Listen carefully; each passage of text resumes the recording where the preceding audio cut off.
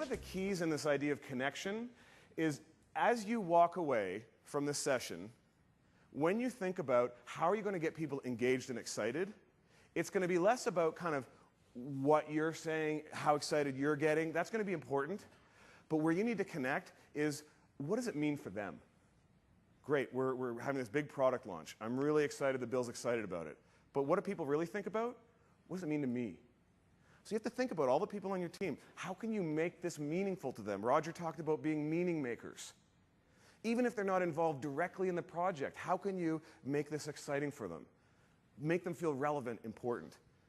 That's what, I mean, when you guys were talking a little earlier about your exceptional leaders made you feel like you were relevant, important, you mattered, you meant something.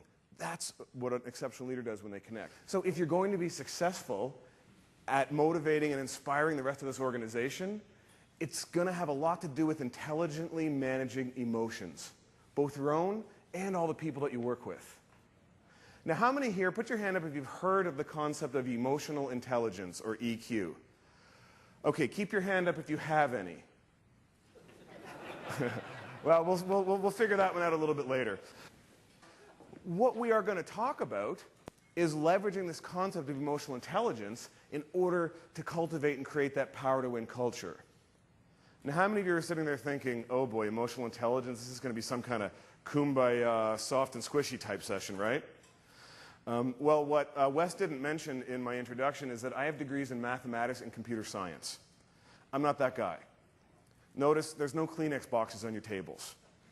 Okay? What I'm interested in, I'm an analytical by nature. I'm a former PL1 and COBOL programmer, and I know some of you know what that's all about. I want to know the research and the science behind something before I'm really going to engage it and apply it. So the approach we're going to take to this concept of managing emotions, which is so important for you, is going to be a more analytical and scientific approach. It's how much working memory you have. It will reduce your ability to think a complex thought. Have you ever heard yourself say, I was so angry I couldn't think straight? Have you ever had that difficult conversation with a partner or spouse and 20 minutes later thought of all the good comebacks? Right? Because in that moment, you were triggered and you couldn't think a complex thought. Or in a business setting, you're presenting an idea on how you'd like the change to work, and someone's really, a senior person is maybe sort of really criticizing your idea, and you can't articulate a good response, and after the meeting you think, oh, I should have said this and I should have said that. You know, you get that email that kind of frustrates you, and you go, type, type, type, reply to all. Right? It's like, recall, recall. But recall doesn't work. I don't know why there's a recall. There's no recall. It doesn't work.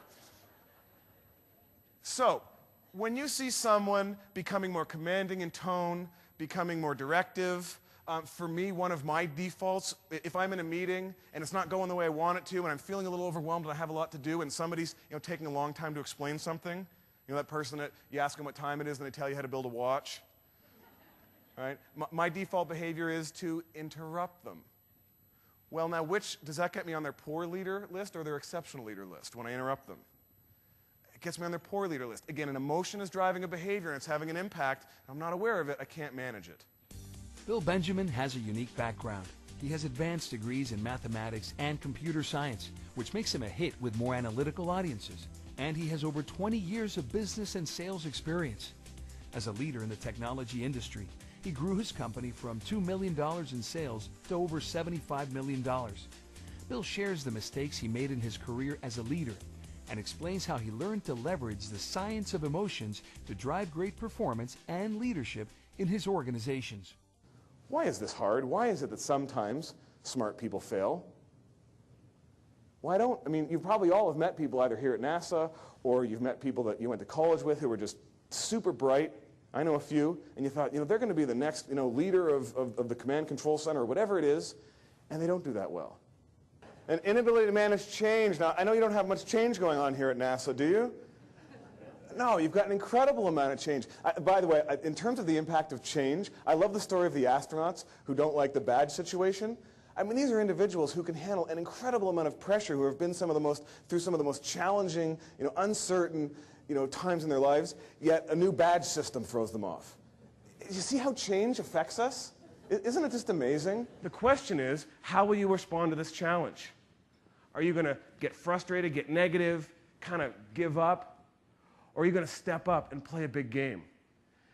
How will you manage those emotions to get performance? And there's no better place to see the impact of emotions on performance than in sports. So for those of you, the golf tournament yesterday, I mean, you see one of those guys hit a bad shot, and all the pros do. Are they walking up to the next one, beating themselves up about that bad shot, right? Frustrated? And if they are, how good are they going to be at hitting the next shot? It's going to be tough. You all know that. Now, my company, IHHP, in addition to working with sales teams like yourselves, we work with executives of Fortune 500 companies, the U.S. Navy, the U.S. Army. We also work with elite and Olympic athletes. And we've been to the last 4 Olympic Games. Here's what's interesting. During the 2-week period of the Olympic Games, there are more world records set than in the previous 4 years. Makes sense, right? The competition goes up, the pressure goes up, you get best performance. Here's what's really interesting. During that same 2-week period, there are more personal worsts set than in the previous 4 years. Interesting, isn't it? Some athletes, all of whom have trained for a specific behavior all their lives, face that tension, that pressure, and they fall apart. Some of them fall apart. It gets them. Others excel. This is your opportunity to take this challenging situation and make that choice to manage that emotion to get great performance. The difference maker for Bill's career was, and continues to be, his work in the one critical competency of leadership: emotional intelligence. Emotional intelligence is the ability to recognize and manage ours and others' emotions, and leverage the science of those emotions to motivate yourself and the people you lead. Pretty confident that you're all going to walk out of here and the next month is going to be very exciting. You're going to take this energy and it's going to be a really exciting product launch. Where I think your real challenge is, it's in the 2 months after that, and the 6 months after that, and the 12 months after that. When the product doesn't work perfectly, and a channel person calls in complaining, and the service person didn't respond because the salesperson didn't follow the proper procedure, and the product person can't fix it because there's no budget. And that's the stuff when it gets hard, when it gets challenging, when some of that legacy stuff starts unearthing itself. That's where your real challenge is going to be. And that's where managing emotions is going to be critical. Most people, when they go to influence, engage, coach, they lead from their side of the bridge. They lead from their passion, their knowledge, their enthusiasm, their authority. And if you're pretty passionate and pretty knowledgeable and pretty smart, you can get a lot of people to jump. I mean, as a leader, I did get some people to jump. But at some point, there's something going on for that other person that can cause them not to jump. And you can see they're not going to. Great leaders, people who really influence change, they can lead from the other side of the bridge. And it's exactly what Dr. Chell talked about, and I don't know whether he shared it with you. I hope you don't mind me sharing it, but he said as he's gone through this process, he had an aha about what this whole transformation is really all about. It's about empathy. It's about understanding what is going on for those other people. In that transplant center, that donor center, or whatever part of this network you're part of, can you connect and understand what's going on for other people and walk them back? Because when people feel heard, when they have a voice, when they feel valued and understood, then they engage. Then they're less likely to resist. Bill Benjamin is the CEO of the Institute for Health and Human Potential, one of Profit 100 magazine's fastest growing companies. IHHP is a research and learning organization that studies what drives great performance and leadership. This year alone, IHHP will deliver their work on 4 continents with business leaders and salespeople from organizations as diverse as the U.S. Army, the Federal Reserve Bank, Intel, the Orlando Magic of the NBA, and Olympic athletes. Bill will educate your leaders and help your people increase performance by providing them with techniques they can use to coach and inspire others. There's really 2 things there in terms of emotional management, isn't there? There's my own ability to allow the people on my team and my peers and even my boss to come at me with things that may come across as unskillful, they may feel like a put down or a letdown, but allow that emotion to exist and not jump and react like I used to when I felt criticized.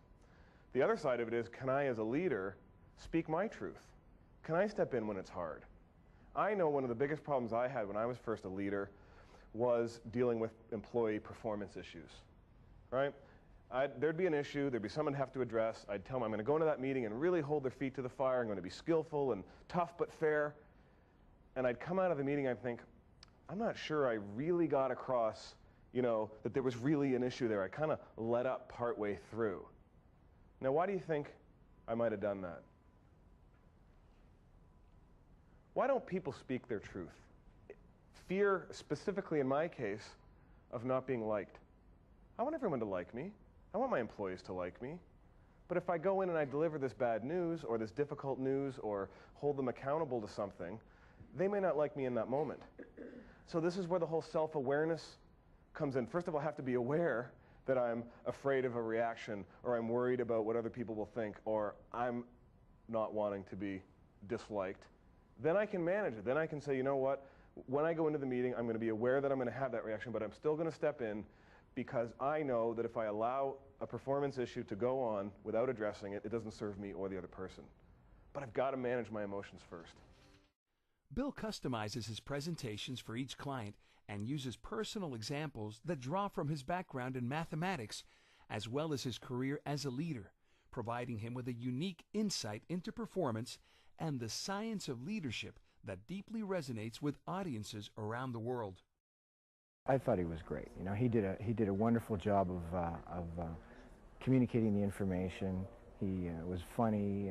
He brought in a lot of personal anecdotes that showed us that he has the same struggles that we have, and there was sort of an empathy that I think flowed from him into the audience, and I think that really helps people, as opposed to the expert saying, I've done this, and everybody kind of thinking, well, gee, I don't know if I can do that. I think a lot of people left here confident that they can change their lives too. Bill consistently receives the highest feedback wherever he presents. What made Bill's session exceptional was the way he connected emotional intelligence to the warrior mentality of the Air National Guard.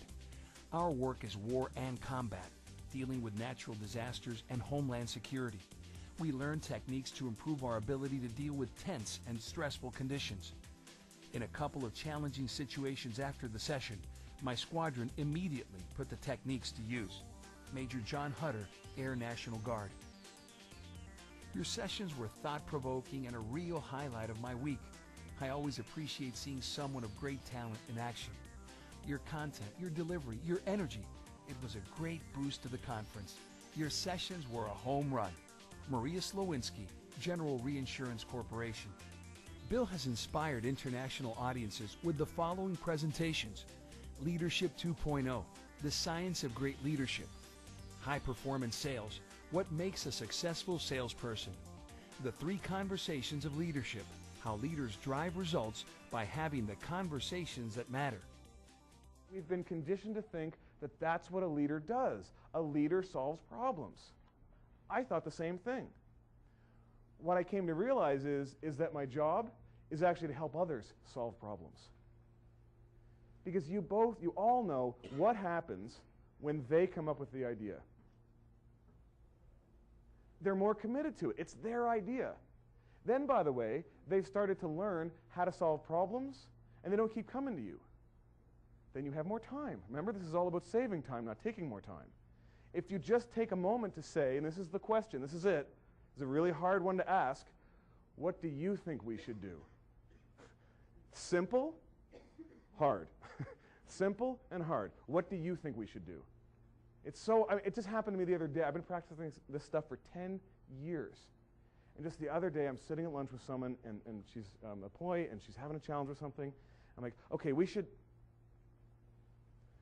do you think we should do?